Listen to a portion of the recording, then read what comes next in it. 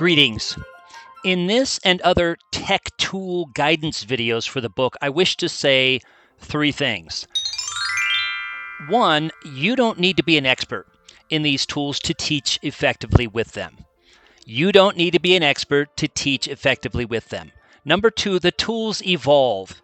Don't get too locked into how these tools look and behave now versus the future.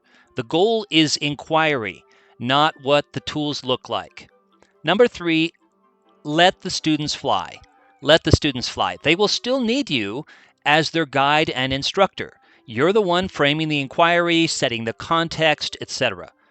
But they will quickly be able to use these tools. I argue that these tools are far less complicated than most of the computer games the students are playing on a regular basis. So don't stress about move here and click on this layer, etc.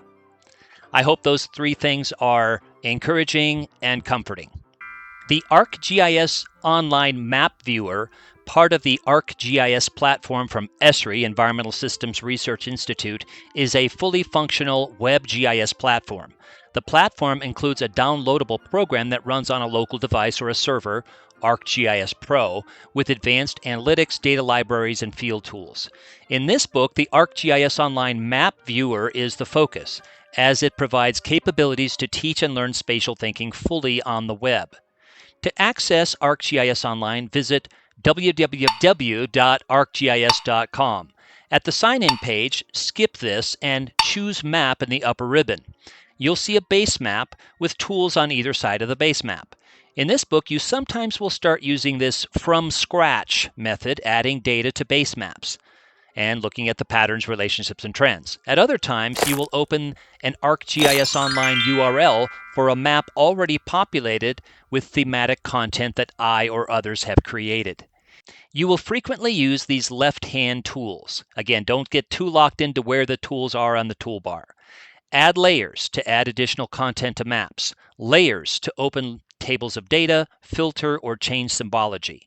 Change base map, charts, legends, bookmarks to access certain locations on the map, and map properties. If you have an ArcGIS account, you can save content, but for the purposes of this book, you won't need an account. You will frequently use these right-hand tools to the right of the map, properties of the layers, styles to change symbology, filter to focus attention, effects to change the appearance, aggregation to create visualizations, pop-ups to change the box that appears when you click on the map, labels to label map features, configure charts, scatter plots, bar charts, and others, add sketch to add text, lines, etc., map tools to do things like measurement and location, search, for example, searching for places or latitude-longitude coordinates, default map view to return to the initial map extent and zoom in and out. Navigate on the map with mouse or touchpad, or zoom in by using the Shift key with the mouse to band an area. Upon letting go, the map zooms to that location. These are the tools you will be using most frequently in the ArcGIS Online Map Viewer.